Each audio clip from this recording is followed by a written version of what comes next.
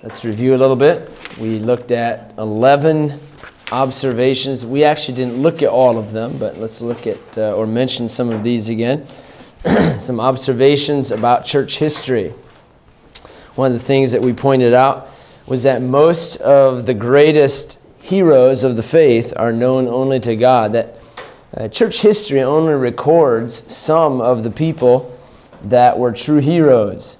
I think I mentioned that I think of my parents as great people who took a stand against their church that they were a part of.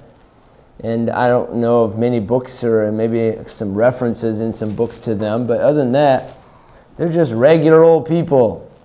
Old people, no pun there. They're good people, but there's not a lot written about them. But what they did was not just life-changing for them, but life-changing for future generations of our family. And so, us, our immediate family, then my children and all my siblings, their children, it's life-changing. It's history-changing. And so there aren't books written about them. So it's the same thing with a lot of the people in history. We know about the apostles. We know about some of the people who took a strong... But there's tens of thousands of martyrs that we don't know their names. And many of them, I'm sure, were every bit as good a people as the ones whose names we know. So it's just one of the things about it, to be recognized in the eyes of God is what's really important. Secondly, the record of most Bible-believing Christians of old doesn't exist. It just plain doesn't exist. There isn't a lot of records about those who were on the receiving end of persecution. Those who got to write the history, they're the ones who talk about their great accomplishments and so on. It's funny, I was just reading some things about, I'll just bring it in for you. Some of the accomplishments of the Catholic Church in the Middle Ages. And they talk about how great accomplishments they had. Their inventions. They discovered the solar system, they say. They discovered the New World. The Catholic Church takes credit for those things. Why? Because they're the ones who wrote it. Remember our 5 questions that we asked? The first one was, who's in charge? It's the Catholic Church. So they get to write the history. And so when they say, hey, we discovered the New World. Yes, through Christopher Columbus, they claim to have discovered the Americas. And on and on. So many inventions that they claim throughout the Middle Ages when, obviously those what we refer to as the Dark Ages. Anyway, so the record of Bible-believing Christians, it really doesn't exist that much. There isn't a lot of history about it. Now, give credit, here in the last 50 to 100 years, a lot of historians have gone back and rediscovered some of the history about some of the different groups. And so at the end of class today, I'm going to take you to our library, and I just want to point out to you some things in our church history section. All right, let's move on. Go on, let's see here. Number 8, it's not possible to trace the lineage of true churches back to the apostles. It's not possible. Why? Because their record doesn't exist. It's those who won, temporarily, the Catholic Church, is those who got to write the history. Their records exist. But those who were faithful, many times their record doesn't exist. I also mentioned number 9, the term heretic in church history can refer to false teachers or true believers. It's whoever is using the word. So be careful when you read, if you read certain internet websites or certain books, they'll say that the Waldensians were heretics. But if you read Baptist history books, they'll say the Catholics were the heretics. So it's on who's naming who. So be careful of that. And then number 11, the story of church history is the story of a continual process of apostasy and separation. And wow, that is so true. Think about throughout the course of the church age. starting all the way from the Apostle Paul, Paul warned that there was going to be apostasy. And Paul also, not warned, but he also reminded the churches that Jesus Christ could come at any time. So Christians have always been aware that Christ could come at any time. Now, I've heard some preachers say, well, this prophecy, the fulfillment of this prophecy shows that Christ now could come back. I mean, they're insinuating that he couldn't have come in the last 2,000 years. But now, because of this prophecy being fulfilled, well, I don't believe that. Okay, Christ could have come back within a short time of leaving. Paul believed that. The John and Peter especially in 2 Peter, he talked about that. They believed that Christ could come back at any time. And so the longer that Christ doesn't come back, the more time you have for apostasy to take place. I think it was here where I mentioned, our responsibility is to our generation. Did I talk to you about that? That was in this class, right? On Friday. So some people say, well, we want to make sure that this church is faithful 3-4 generations down the road. Well, I'm going to be long gone by then. And so will you. And so will my kids. So let's not get ahead of ourselves here. Think about, are we the greatest Christians to ever live? No, of course not. Maybe one or two of you. Becca might be. No, we're not the greatest Christians. Are we better than the apostles?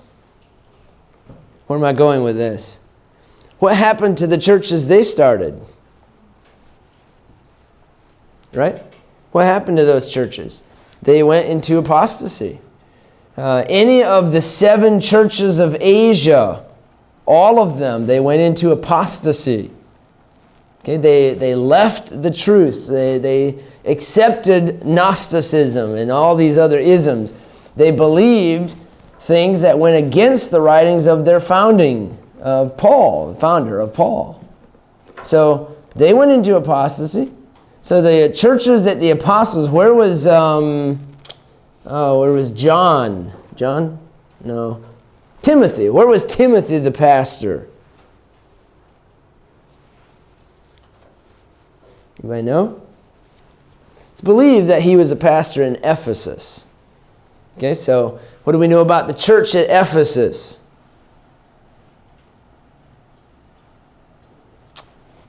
Amen.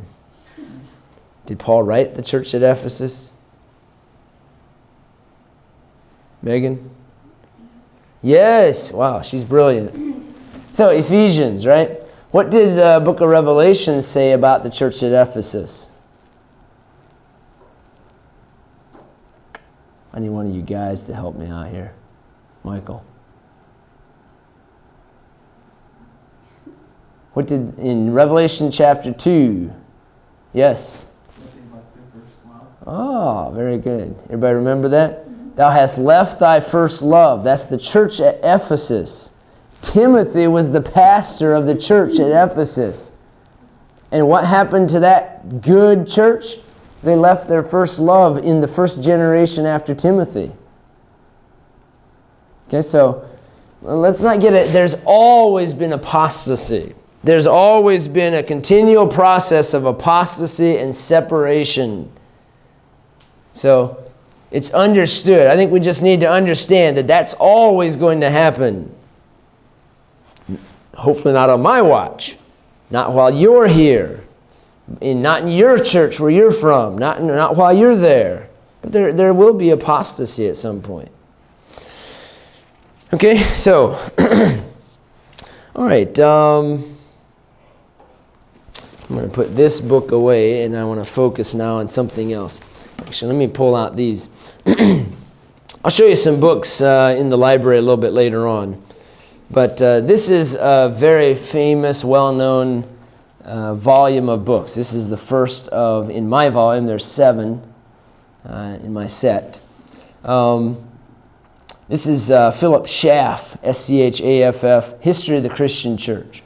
This is a very good set of history books about the church. This one is titled Apostolic Christianity, AD 1 to 100. So they go through the history of the New Testament church era and then up to about 100 AD. Now, he's good. Any author on church history will have their slant and have their expertise. Schaff is good with pure history. You want detail? He's got detail. He's got names and places and dates, and very thorough. He's not the best theologically. He doesn't have quite the right approach I think, on what the church is. But for your accuracy on names and dates and places, Schaff is a great way to go. Okay, there's other volume sets that we have in our library who will have more theologically accurate than Schaff. But anyway, I just wanted to mention, I'll try to periodically, pretty often actually, bring some books in, show you what you can look at and take advantage of in your studies. I have this volume set. I forget what they cost, but it's a very nice set, and I like to have them on hand for touching up a little bit here and there as I need it, which I do often. Okay, if you have I Will Build My Church, you can look at page 21.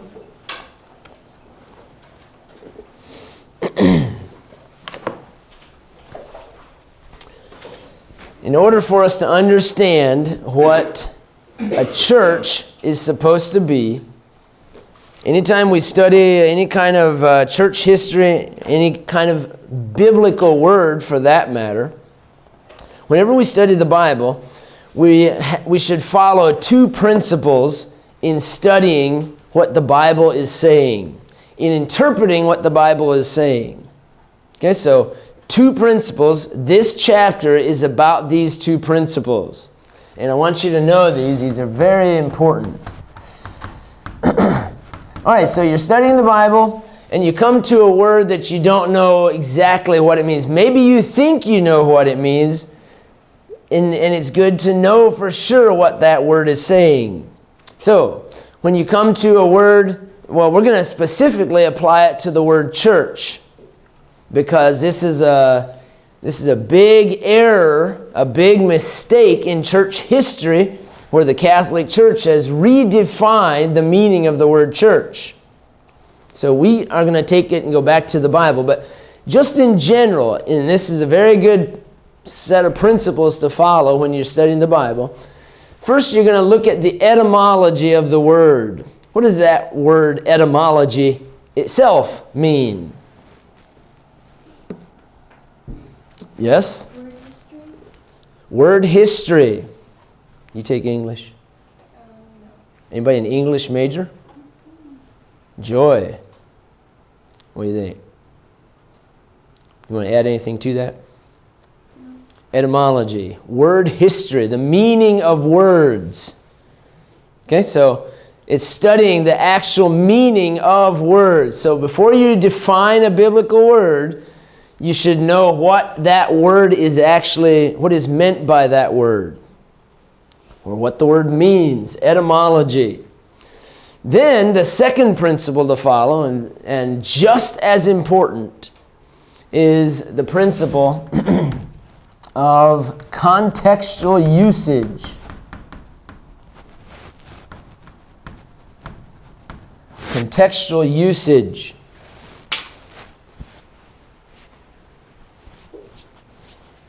All right, so what is the second principle then says, how is that word used in the context? How is that word used in the passage where we find it?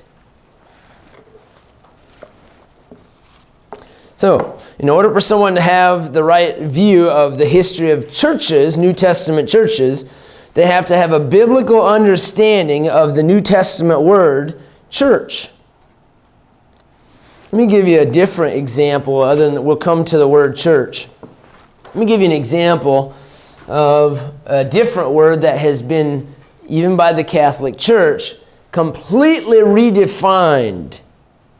And if you take this word and you define it the right way, you find the right etymology of it, and you see how the words are used in the context, the Catholic Church's idea of this other word is completely off.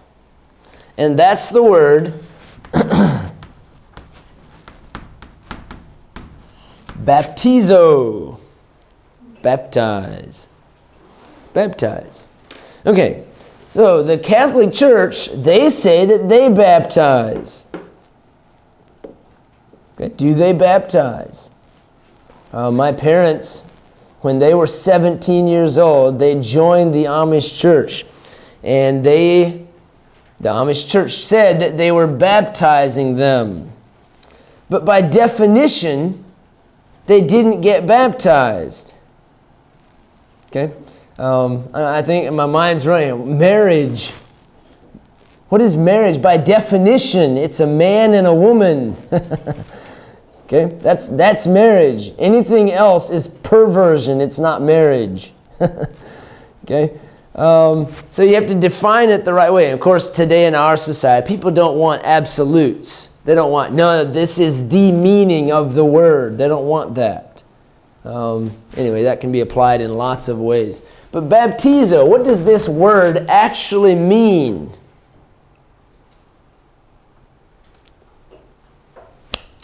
Ladies, help me out too. Joy. Immersion. Immersion? What does immersion mean? Well, that's a big word. Under the water. To go under the water. To go under the water. Okay, anybody else want to add to that? Yes, it means immersion. Anybody else want to add to that? Come on, help me out. I need some of my senior guys in here too to help out, who've had some classes. It means to dip, or literally to plunge. To dip or to plunge. Okay, so the etymology of the word means to dip or to plunge or to immerse something. Now, this word is an interesting word. It's taken from, our English word is taken from the Greek word baptize or baptizo. It's a transliteration. It's not an actual translation of the word, but it's a transliteration, meaning they just take the Greek word, they change it a little bit to fit the English language. But anyway, baptizo, to dip or to plunge. That's the etymology of the word. So anything other than that is not baptized. I don't care what they call it. You can call it something else, but it's not baptized. Okay, let's just say that we're going to use the word dip or immerse instead of the word baptize. Oh, we're going to have an immersion. Not a baptism, an immersion. So our immersion is we're going to pour water over somebody.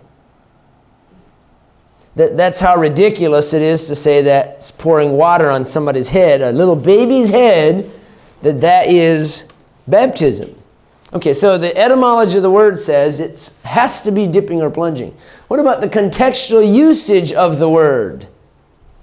How is the word baptize in the Bible? How is it used in the context? Can you think of how the Bible often, what does the Bible often include with the word baptize? When somebody was baptized, what did they often do? Yes? They went down into a river. They went into a river. I've seen Catholic mosaic pictures of, they use these little pieces of tile in the old synagogues and so on.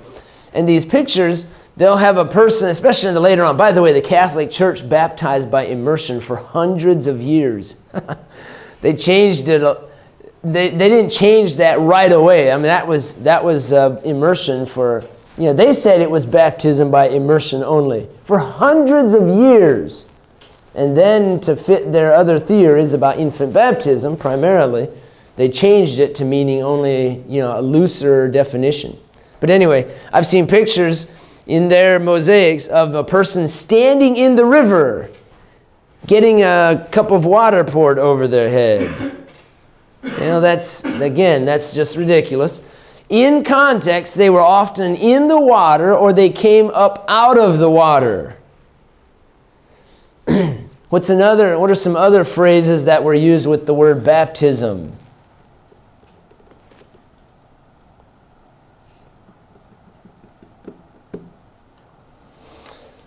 How about death? Doesn't Romans chapter 5 or something like that? We're baptized into his death. Okay, how can you be dead with just a little dirt on you? You're dead by being put under the ground. So that's another, in the context, it's symbolizing death, burial, resurrection. How about Philip and the Ethiopian eunuch? Here is much water. So over and over and over again in the context, the implication is very clear that baptism is an immersion, a dipping or a plunging. So these two principles fit with any word study that you're going to do. Find the etymology, the meaning, the history of the word. By the way, I didn't even think about this a little bit ago, but words change meanings over time. So we have words today that would have a different meaning than they did back then. So you have to go back and say, what did they think that word meant? What did the word mean in 40 AD?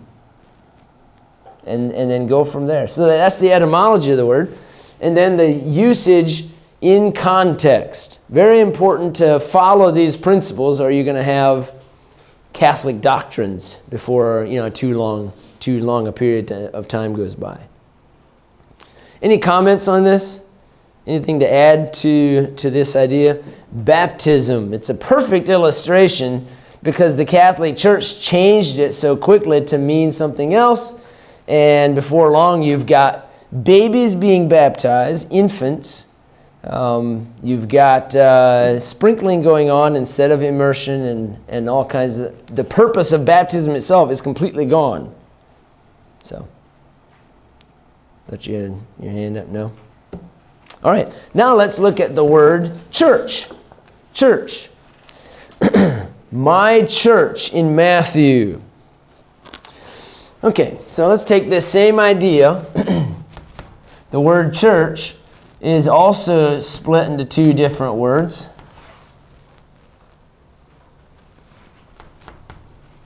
The ecclesia. The ecclesia. This is the Greek word that's used 115 times in the New Testament. 115 times. Okay? The Gospel of Matthew contains the first references to ecclesia. There's 4 of them in the Gospel of Matthew. And I think those are the only 4 in the Gospels. So here again, we're going to study the etymology and the contextual usage. So what is the meaning of the word ecclesia? Well, first of all, the first part of the word means out of. Out of. So something out of, something separated away, something separated out of a bigger portion or a bigger group. This word translates to called. Called out of. So this is a separated group. Now we could give you a long definition of the word church. I won't give you a real long definition. But the word church, as it mentions on a couple of these pages, on page number 22, it talks a little bit more about the word. But it literally means an assembly. It literally means an assembly. A group that's been called out. A group that's been separated. This fits with a lot of other teachings in the New Testament about the church itself. So, called out of or an assembly. about the idea of the church being the bride of Christ. Okay, we have a bunch of ladies in here. Someday you'll be a bride. You will be set aside for your husband. You'll be the only one set aside. Okay? You'll be called out of the rest of them, and your husband's gonna choose only you. And the same with you guys, you're gonna choose only one. So the church there, it's the idea of being called out and set apart. So that's the idea of ecclesia. So the etymology of the word only means this. It doesn't mean, an organization like the well, hang on. We're getting a little bit into the contextual usage, but it doesn't mean whatever. It means a group of people. Okay, let's keep it simple. And then let's talk now about several different ways that word is used. The contextual usage of the word ecclesia in the New Testament. Okay, we said that there's 115 times where this word is used in the New Testament. So let's look at, we're not going to look at all 115 times. We could, and I've done that before. Listed out all 115 of them. Now, there's 4 of them listed in the book of Matthew. Now, I don't really intend to go deep into looking in the book of Matthew and dealing with this issue of the kingdom of God. There's a lot of question about, a lot of debate about what the kingdom of God is. And I don't really want to do that. But Matthew uses the word church, ecclesia, the word ecclesia 4 times. Matthew 16:18 and 18. Wow, I'm missing my place here. I'm only seeing 3 here. Matthew 18:17, so 3 times. Sorry, Matthew 16:18 and Matthew 18:17. But mostly what he focuses on, Matthew, is the kingdom of heaven. Most scholars believe and commentaries teach that the book of Matthew is teaching about Jesus being the king. And so they talk about the kingdom of heaven. Well, the church, I believe, is separate from that. Okay, the church is this age here on earth. And before it became an age, in the days when Matthew wrote the book of Matthew, it wasn't an age yet. It was just the time period of the church. And the kingdom of heaven was still to come. And they didn't have a full picture as much as we do today, I think, of the kingdom of heaven. He didn't have the book of Revelation. And he didn't have 2,000 years of history since that time. So anyway, so Matthew deals with that. But when he talks about about the church, he's referring to a future event. I will build, Matthew 16 says, I will build my church. We'll look at that whole concept next class period. The word build there means edify. I will edify. I will grow my church. So Matthew uses the word church, ecclesia, several times. Now, let me mention a couple other times in the Bible. Somebody read to me Acts chapter 19, verse 32. Acts 19, verse 32. And then I need someone else to look up Acts chapter 7, verse 38. Acts chapter 7, verse 38.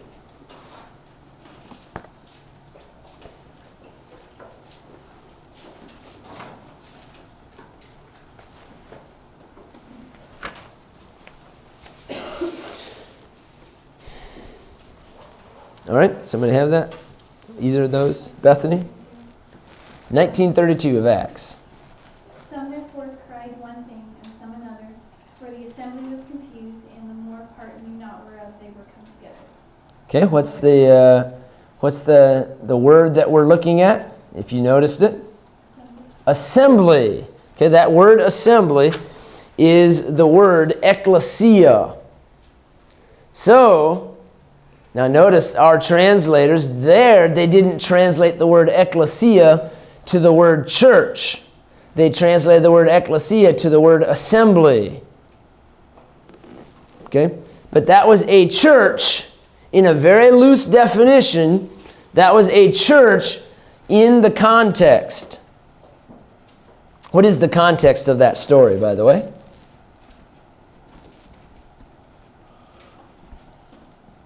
No, you don't have to look that up, surely.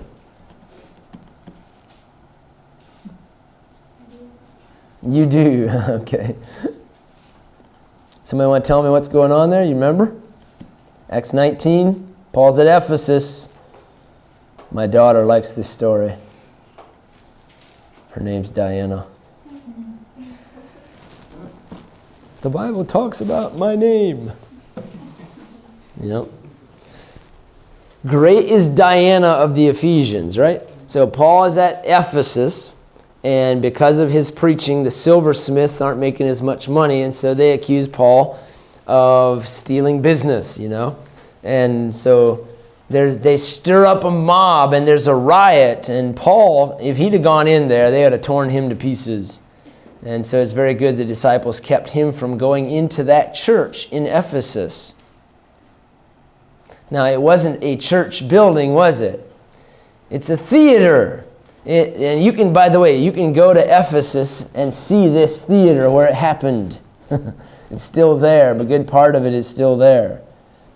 So this assembly, this called out group of people that were there at Ephesus, the word ecclesia, in other places in the New Testament, most of the time it's translated church. But here they translated it assembly. Okay, let's go ahead and read the other passage first before I make some comments on it. Who's got the other one? Michael? This is he that was in the church in the wilderness with the angel which spake to him in the Mount Sinai. Who's Oh, sorry. And with our fathers who received the lively oracles to give unto us. Okay. Who's preaching there?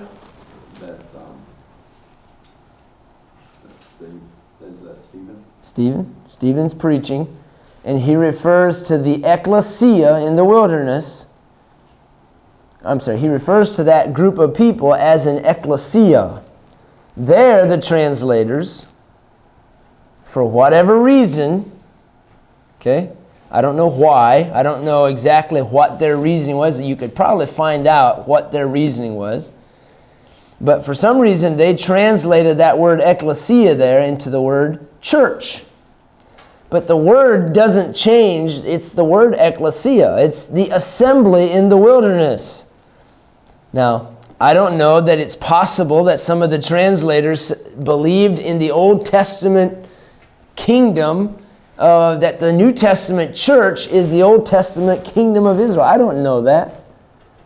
But for whatever reason, they translated it church. But it's the same Greek word as is found in 114 other times in the New Testament. Ecclesia. So, what are some things that we can definitely see about those two that we mentioned, the assembly at Ephesus and the ecclesia in the wilderness? This was a group of people. It fits the definition. They were called out. So let me mention a couple of things. First of all, the citizens were summoned. They were called out. They were a separated group. Another thing that we can say about this ecclesia, both of them, and this, I'm getting ready to apply this then to the churches of the New Testament, the individual local churches. The citizens were called out. They also had a definite purpose. They had a definite purpose. That quote-unquote assembly church in the wilderness, by the way, I don't believe at all that was that's a very loose definition of the word church there. It's just the called out group of people. It's not the New Testament idea of the word church. But they were called out. They had a definite purpose. They were traveling to the promised land. God was leading them. So it was an assembly of people. They were a local assembly of people. By the way, let me just clarify here right away, and I'm sure I'll do this a lot. When we say we're a local church, We're not just saying that we live somewhere. You know, somebody who lives somewhere, they're a local. Now, obviously, we are, but what we're saying is this is in contrast to a Catholic church. I don't mean the St. Pat's down the road. A Catholic, the word Catholic means universal. We are a local church. We believe that there's only one type of church. It's a local church. There is no such thing as a universal church. It's impossible.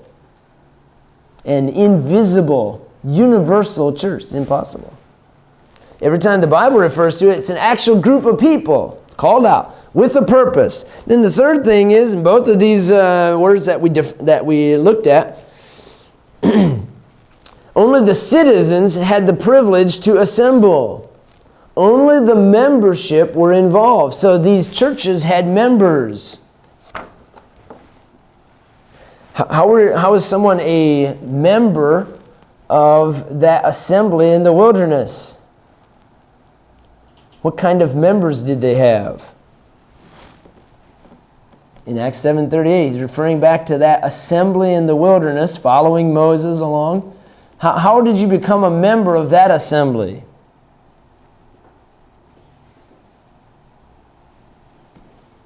Yes? If you were a Jew. So you had to be born into it.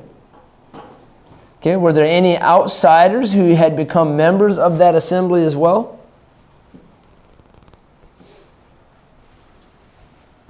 What do you think? Were there any from the Sinai Peninsula? Probably not. Were there any Egyptians? The Bible talks about, several times the word is used, the phrase is used, the mixed multitude.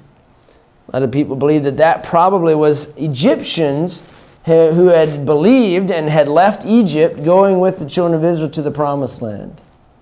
So either way, if that mixed multitude does include Egyptians, but most of the people were born into it.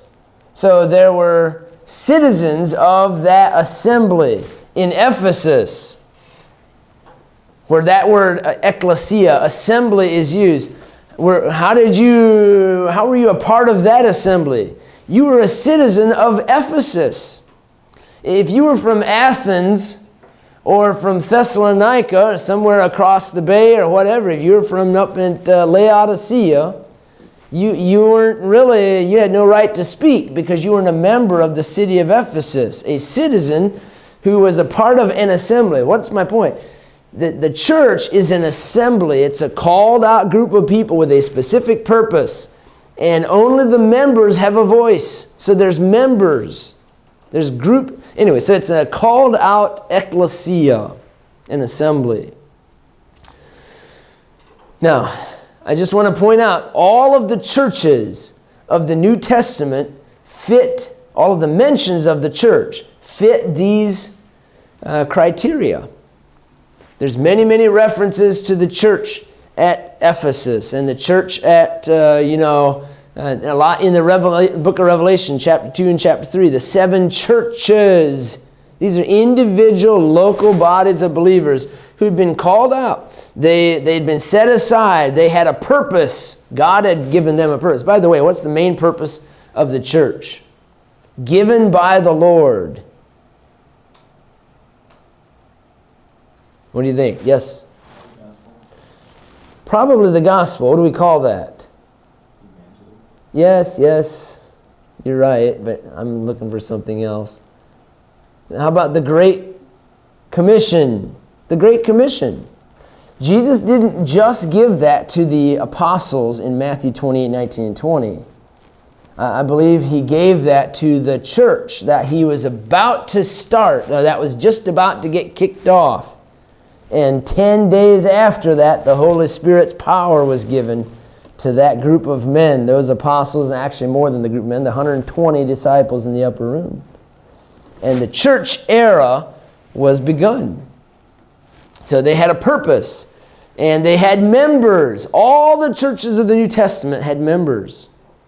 Now, there's a couple of passages in Ephesians that give some people a little bit of trouble. But I think these passages still give us the same criteria. Ephesians chapter 5 talks about the church being the bride of Christ. Well, even there, the church. Okay, I know that's not, we here at Fairhaven, if you live here, you are a part of this bride of Christ. But your home church where you're from, that's also a part of the bride of Christ. And someday when we get to heaven, all of these things that we talked about with the ecclesia, that's going to be a huge assembly. Right? And it's going to be a called out assembly. And it's going to have met these other criteria. They're going to have a purpose to glorify the Lord throughout eternity. And other things as well that'll happen in heaven. There will be members. It's not just everybody that even in any way just claims the name of Christ, that they're a part of the called out, invisible body of Christ. Okay? It's the certain members that are a part of the body of Christ. Okay, so the etymology of the word ecclesia is a called out assembly, called out of. The contextual usage always refers to a group of people. It never refers to just this broad universal church.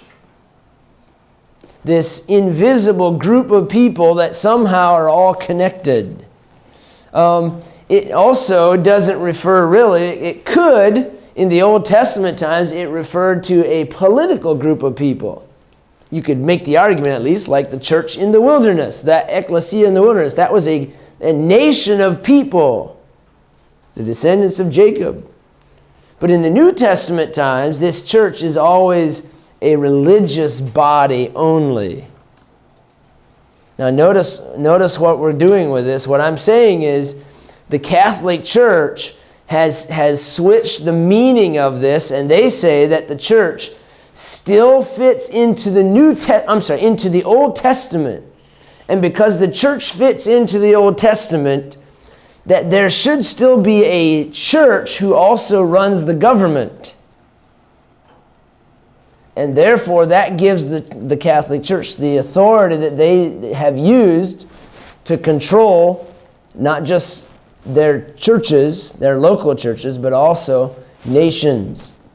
They believe that. They believe that the Pope, the head of the Catholic Church, is the head of the nations. That's why different popes would push their authority onto certain kings. I don't remember the king's name off the top of my head. We'll look at in our book this year. But he refused to submit himself to the Pope for a while. And so finally the Pope said the only way you're going to get forgiveness is to come and beg forgiveness. And when the king came in his bare feet in the snow to the Pope, and they wouldn't let him in for days, and he's out there begging forgiveness, the king. And finally they accepted his apology and so on. The Pope runs the kingdom, or they ran all the kingdom, most of the kingdoms in the area of Europe during the Middle Ages. Okay, so those are some things as far as some very important principles to understand. Very important principles in any Bible study, but in this area of the word church, you have to apply these in order to come to the right understanding of the word church.